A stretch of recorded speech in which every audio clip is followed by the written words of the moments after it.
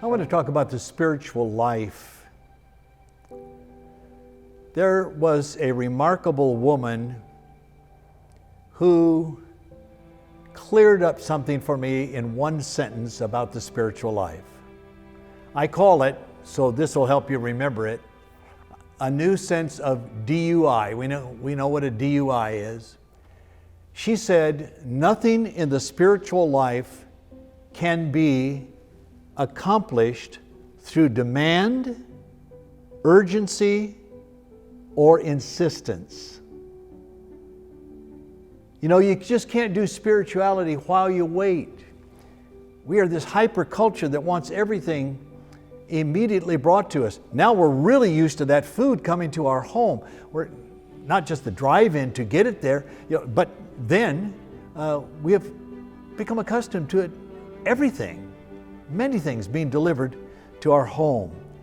But you just can't apply that same instantaneousness to the spiritual life. You know, it was Michelangelo who said one time that genius, if you looked at him, you'd say, oh, that man was a real genius. He says, genius is eternal patience.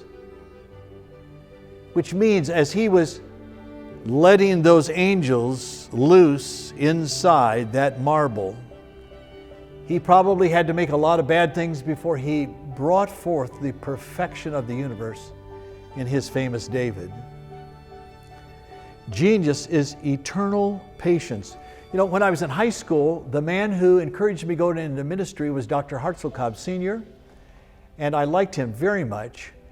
And he had a sermon one time, the only one I remember out of high school, for crying out loud, was the one where he talked about there are 44 virtues in the world.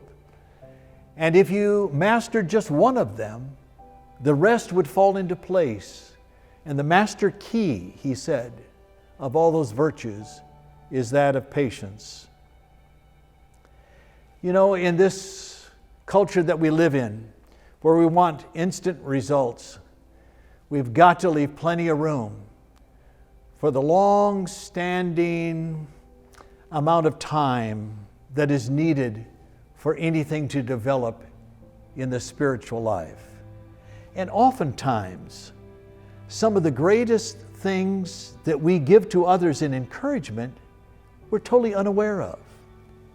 I'm going to take you back 50 years ago. I was in seminary, and a man in the church that I was serving came to me, and he says, I work with the social services department, and he said, we have children that are needing to have a father figure take them out every once in a while. They either lost their father to death or whatever.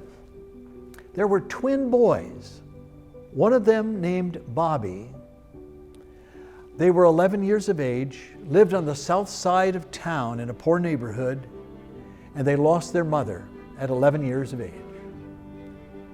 And so it was my good task to take them out once a month to lunch or something like that, or just to pay some attention to them. And so I had a friend who was an officer on the USS Kitty Hawk down in San Diego, and I said, boys, we're going to go down and we're going to tour on the USS Kitty Hawk. And they thought, whoa, this is kind of interesting. So here we are on this aircraft carrier. We went down to the officer's lounge to have lunch, and out on this plate came these large steaks, and these two boys sitting next to me, they said, Mr. Wing, what is this?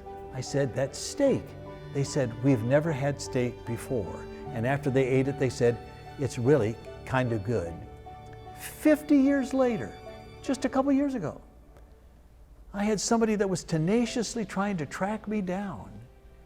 And it was one of the twins, it was Bobby, who said, I've been searching for you everywhere just to say, we really want to thank you for paying attention to us at the time that our mother died.